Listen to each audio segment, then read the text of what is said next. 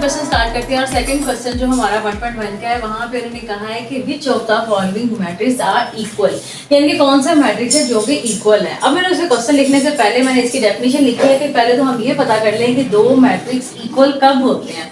तो इसकी मैंने डेफिनेशन सबसे पहले लिख दी है, और ये डेफिनेशन भी बहुत इंपॉर्टेंट है, 2 नंबर का ये भी क्वेश्चन आ जाता है। तो आप इस क्वेश्चन डेफिनेशन को भी अच्छे से याद कर लीजिएगा और नोट भी कर लीजिएगा, ठीक है।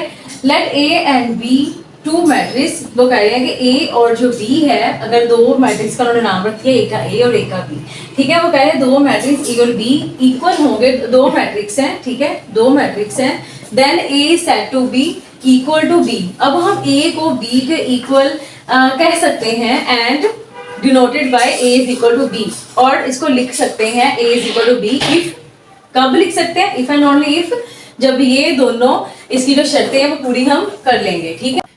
The order of A is equal to order of B, यानी कि ए का ऑर्डर जो है, यानी कि एक मैट्रिक्स जो है उसका ऑर्डर और दूसरे का ऑर्डर इक्वल हो, ठीक है। अब मैं अगर यहाँ पे फॉर एग्जांपल, साथ में एग्जांपल के तौर पर भी मैं सारी समझा रही थी, तो ये एक एग्जांपल है और इसमें मैं एक मैट्रिक्स ले रही हूँ ए का, जिसमें मैं यहाँ पे ए 1 2 3 4 5 और 6 मैंने एक मैट्रिक्स ले लिया, ठीक है।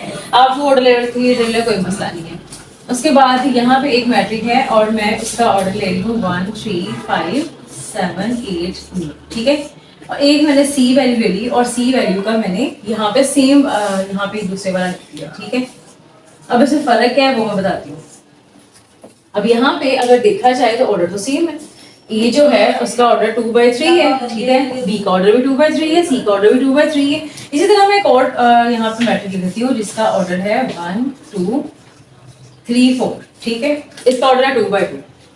अब यहाँ पे अगर मैं कहूँ कि the order of A is equal order of B, यानी कि ए का ऑर्डर बी के इक्वल हो, यानी कि दो मैट्रिक्स जो हमने इक्वल करवाने हैं उसका ऑर्डर सेम हो, तो यहाँ पे ए बी का ऑर्डर दोनों का सेम है, इसका मतलब ये तो दोनों इक्वल है।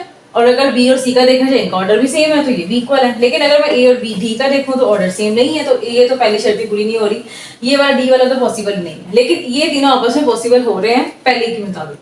अब दूसरे में उन्होंने कहा दियर क्रॉसफंडिंग और एंट्रीज आर इक्वल, यानी कि इनकी जो एंट्रीज हैं, जो इनके अंदर जो एंट्रीज हैं वो भी इक्वल हो, तरतीब के हिसाब से भी और जगह से हिसाब। ऐसा नहीं है कि 1 3 5 है तो 1 3 5 यहाँ नीचे लिखा हुआ है और 2 4 6 है तो 2 4 6 ऊपर लिखा है, तब भी हम कह दें कि चलो वैल्यूज तो सारी पूरी उधर है। नहीं, तरतीब भी पूरी बराबर बराबर हो, जो एंट्री यहाँ पे 1 है वहाँ पे 1 हो, दूसरे का 3 है 3 हो, 5 है तो 5 है, यहाँ पे 2 है तो यहाँ पे 6 है। इट्स मीन कि इसके एंट्री में फर्क है, ए और बी इक्वल नहीं है। पहले की शर्त के मुताबिक हो रहे थे लेकिन सेकंड के मुताबिक नहीं है। लेकिन अगर इसी की सारी जो तरतीब है या देखा जाए तो यहाँ पे सी में पूरी हो रही है।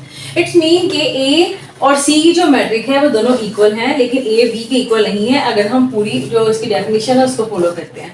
तो आई थिंक आपको ये बात समझ आ गई होगी इक्वल मैट्रिक कौन से होते हैं, कब लिखे जाते हैं, जब ये दो शर्तें पूरी हो जाए। कौन सी लिखा तो जाएगा वो तो सर हमने जस्ट डिटेल में बताइए। यहाँ पे दो मेन चीज पॉइंट्स है वो ये दो हैं, ठीक है। क्या है कि दोनों का ऑर्डर सेम हो और दूसरी वैल्यू क्या हो, दोनों की एंट्रीज इक्वल हो। अब स्टूडेंट चला जिनका मैंने पेपर चेक करती हूँ, टेस्ट चेक करती हूँ, वो बच्चे क्या करते हैं यहाँ से लेकर यहाँ तक लेके वो कहते हैं फर्स्ट पूरा डेफिनेशन हमारी कंप्लीट है।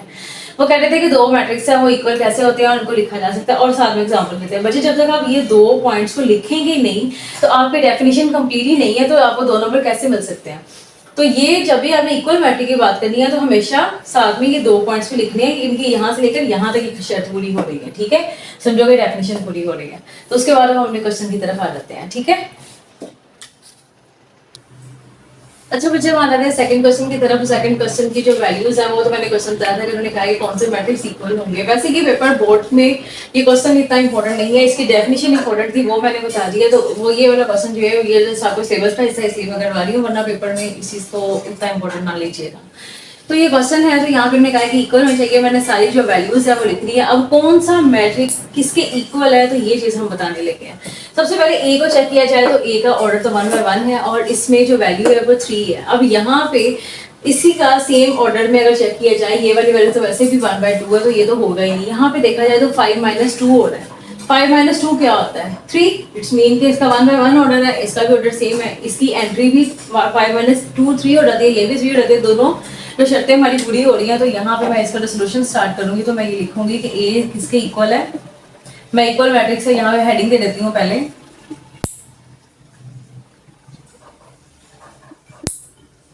तो इक्वल मैट्रिक्स कौन से हैं? ए किसके इक्वल आ गया? सी के, ठीक है।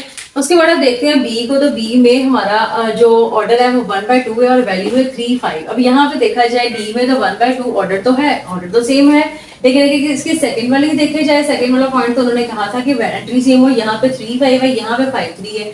इट्स मीन के बी डी के इक्वल नहीं है। अब यहाँ पे इनका तो ऑर्डर ही डिफरेंट हो गई है, इनका तो चांस बनता ही नहीं है। यहाँ पे देखा जाए आई की तरफ आ जाए तो आई में 3 है और 3 2 5 हो रहा है। इट्स मीन के इसकी एंट्री और इसकी एंट्री भी सेम हो रही है, इन दोनों का ऑर्डर भी सेम हो रहा है। तो यहाँ पे मैं कह सकती हूँ कि बी जो है वो आई के इक्वल है। उसके बाद आ जाते हैं सी। सी तो हो गया हमारा, डी हमारा किसी के इक्वल आया नहीं था, डी को वैसे चेक भी कर लेते हैं यहाँ पे, और इनमें से जितनी भी वैल्यूज है उनमें से किसी के साथ भी इसका ऑर्डर तो मैच हो रहा है यहाँ पे, लेकिन इसकी एंट्री मैच नहीं हो रही। इट्स मीन के डी किसी के इक्वल नहीं है। ई को देखा जाए तो ई में 4 0 6 2 यानी कि है एंट्रीज है और 2/2 का ऑर्डर है। यहाँ पे ये वाला तो नहीं हो सकता, ये भी नहीं हो सकता। यहाँ पे इसको चेक किया जाए तो 4 0 6 2, तो 4 0 6 2 इट्स मीन के ई और एच जो है उनकी एंट्री भी सेम है और इन दोनों का ऑर्डर भी सेम है। तो हम कह सकते हैं कि ई एच के इक्वल है, ठीक है। उसके बाद आ जाते हैं आगे, एच के ई के बाद आ जाते हैं एफ की तरफ। तो एफ में अगर देखा जाए कि इसकी एंट्री जो इसकी वैल्यू ऑर्डर है वो है 2/1, ठीक है। और इसकी जो एंट्री चेक करें तो एंट्री इसी के साथ में देखा जाए जी में 3 - 1 है और 3 + 3 6 हो गया। तो इसका मतलब 3 - 2 ये भी इक्वल है, 3 + 3 6 है। इट्स मीन कि इसका ऑर्डर भी सेम है और इसकी वैल्यूज भी सेम है। तो यहाँ पे हम कह सकते हैं कि एफ किसकी इक्वल है? जी के। उसके बाद एच जो है वो तो हमारा पहले इक्वल हो चुका है, आई हमारा यूज हो चुका है। अब जे को चेक कर लेते हैं। जे में उन्होंने कहा है 2 + 2 4 हो जाता है, ठीक है। अब इसी को मैं यहाँ पे साथ में नीचे सॉल्व भी कर देती हूँ। 2 + 2 4 हो गया, ठीक है।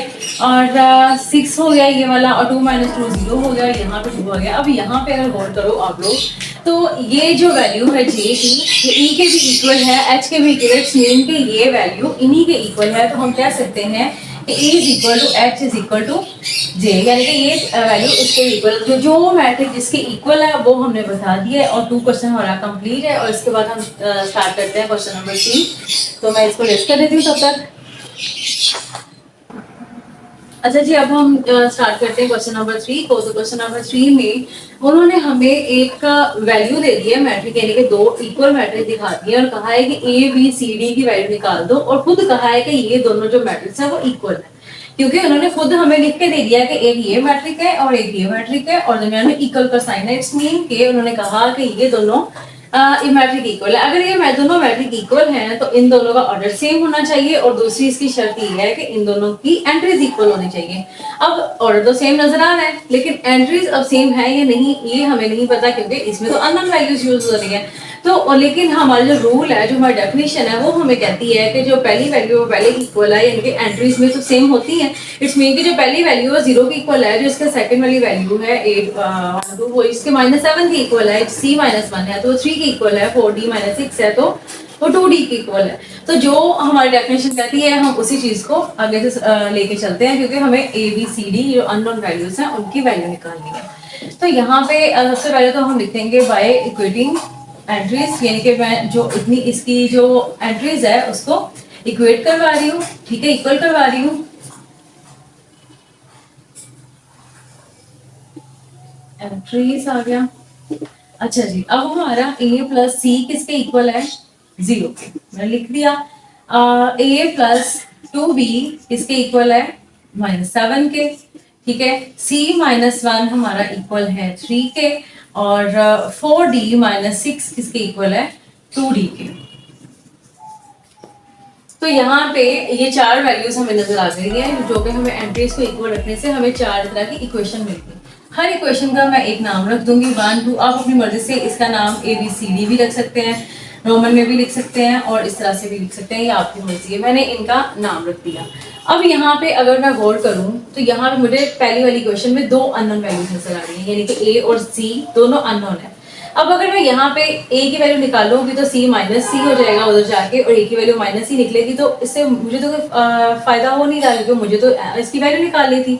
सेकंड में देखा जाए यहाँ भी 2 अननोन वैल्यूज हैं, थर्ड में देखा जाए तो मुझे एक ही अननोन वैल्यू नजर आ रही है, c minus one is equal to 3, यानी कि अगर माइनस वन इधर चला जाता है और तो c की वैल्यू हमारे पास आ जाती है। ठीक है, तो मैं सबसे पहले इस इक्वेशन को सॉल्व करना मेरे लिए बेहतर है, क्योंकि यहाँ से मुझे c की वैल्यू मिलेगी। अगर c की वैल्यू को मैं 1 में पुट कर दूंगी तो मुझे a की वैल्यू मिल जाएगी, और अगर मैं a की वैल्यू लेके इस सेकंड वाली इक्वेशन में पुट कर दूंगी तो मुझे b की वैल्यू मिल जाएगी। तो सबसे पहले मैं क्या कर रही हूँ, सबसे पहले मैं जो इसकी थर्ड इक्वेशन है उसको सॉल्व कर रही हूँ।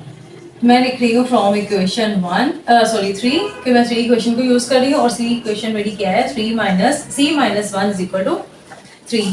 तो यहाँ पे -1 था, इधर जाके ये प्लस हो जाता है। और हमेशा याद रखा करें जो वैल्यू इधर होती है वो पहले होती है, जो इधर से जाएगी वो उसके दूसरी तरफ में जाके लिखा जाएगा। अक्सर बच्चे इधर ही लिख देते हैं, तो अक्सर क्योंकि साइन का मसला होता है तो बच्चे 3 के साथ साइन चेंज कर देते हैं। यहाँ पे हो गया 4, और इसका मतलब है कि c की वैल्यू हमारे पास क्या आ गई है, 4। ठीक है, अब हम यहाँ पे इसी को आगे लेके चलते हैं, जो मैंने कहा जैसा कि ये जो c की वैल्यू है जो यहाँ से हमें निकलेगी। अब अगर मैं इसको 1 क्वेश्चन पुट कर दूं तो मुझे a की वैल्यू मिल जाएगी। तो मैं यहाँ पे लिख रही हूँ put c is equal to 4 in equation 1। Equation 1 मेरे पास है a plus c is equal to 0, तो मैं c की जगह c की वैल्यू लिख रही हूँ a plus 4 is equal to 0। अब यहाँ पे देखा जाए तो +4 इधर आके -4 हो गया, और मेरे पास a की वैल्यू क्या आ गई, -4। अब यहाँ पे तो a की वैल्यू मुझे मिल गई है, अब यहाँ c की वैल्यू मेरे पास मौजूद है। अब सेकंड क्वेश्चन में देखा जाए तो a और b दो अननोन वैल्यूज हैं। a की वैल्यू मुझे पता है, अगर मैं इसमें पुट कर देती हूँ तो मुझे b की वैल्यू इसे भी मिल जाएगी। तो मैं यहाँ पे पुट कर रही हूँ put a is equal to -4 in equation 2। ठीक है, तो 2 इक्वेशन है मेरे पास, a की वैल्यू में लगा रही हूँ -4 प्लस 2d है, तो 2b को मैं सॉरी वैसे लिख दूंगी, उसके बाद -7। ठीक है, तो यहाँ पे 2b मेरे पास यहाँ पे रह गया, -7 पहले से मौजूद है तो उसको मैं पहले लिखूंगी, जैसा कि मैं कहती हूँ जो इधर से वैल्यू जाती है वो उसके दूसरी साइड में लिखी जाएगी। तो -4 है, इधर आके +4 हो गया, तो -7 में से 4 माइनस हो गए, क्योंकि प्लस माइनस माइनस है, तो 7 में से 4 माइनस होंगे और 3 आ जाएगा। और बड़ी वैल्यू के साथ जो साइन होता है वही आंसर में लगता है, तो बड़ी वैल्यू के साथ माइनस का साइन हो तो यहाँ पे -3 आ जाएगा, और यहाँ पे 2 भी वैसे लिखा रहेगा, और यहाँ पे नीचे जाके अब 2 मल्टीप्लाई हो रहा है तो यहाँ पे आके डिवाइड हो जाएगा, और हमारे पास b की वैल्यू आ जाती है -3/2। अब मुझे 3 क्वेश्चन से c की वैल्यू मिल गई। c क्वेश्चन को c की जो वैल्यू है उसको मैंने 1 में पुट किया तो मुझे a की वैल्यू मिल गई। a की वैल्यू को मैंने सेकंड में पुट किया तो मुझे b की वैल्यू मिल गई। अब रह गई मेरे पास सिर्फ इक्वेशन 4। अब 4 इक्वेशन में अगर देखा जाए तो a की अननोन वैल्यूज है यानी कि d, तो ये तो इजीली इसने खुद ही सॉल्व हो जाना है। आप इसको सबसे पहले सॉल्व कर लें, इन तीनों को सॉल्व करने से पहले तब भी ठीक है, एंड में सॉल्व करें तब भी ठीक है। तो मैं यहाँ पे लिख रही हूँ फ्रॉम इक्वेशन 4, और इक्वेशन मेरी है 4d -6 is equal to 2d। तो यहाँ पे पहले तो मैं अननोन वैल्यूज एक तरफ लेके आऊंगी, क्योंकि फिर ही मैं d को d में सॉल्व कर सकती हूँ। तो यहाँ +2d है, यहाँ पे इधर आके -2d हो गया। ठीक है, और यहाँ पे -6 है, ये इधर आके +6 हो गया। तो इसको मैं यहीं पे कर लेती हूँ क्योंकि ये आगे नीचे चला जाना है। तो यहाँ पे 4d है, 4d में से 2 माइनस होंगे तो यहाँ पे आंसर आ जाएगा 2d। ठीक है, तो 2d आ गया, और 2d में और इस साइड में 6 ही पड़ा हुआ है तो 6 वैसे लिखा हुआ है, और यहाँ पे 2 मल्टीप्लाई हो रहा है, इधर आगे क्या हो जाएगा, डिवाइड हो जाएगा, और d की वैल्यू हमारे पास आ जाएगी 3। तो उन्होंने 4 अननोन वैल्यूज कहा था a b c d find कर दे, और वो हमने फाइंड कर दी है। तो हमारी वैल्यूज है वो भी आ गई हैं, तो हमारा क्वेश्चन सॉल्व है। तो अब हम नेक्स्ट चलते हैं 1.2 की तरफ नेक्स्ट वीडियो में।